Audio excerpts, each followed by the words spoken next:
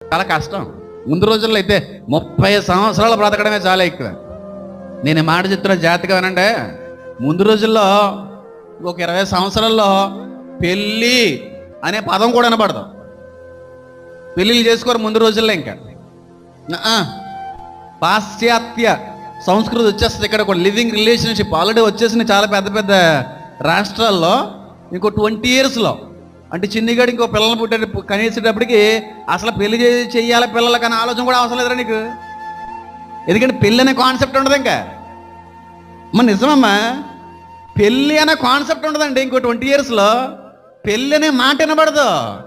America వాళ్ళు చూడండి, 60 సంవత్సరాలకు ఎలా పెళ్లి చేసుకుంటారు. ఇంక వృద్ధాపిల్లలు ఎవరో ఒకరు తోడు ఉండాలని.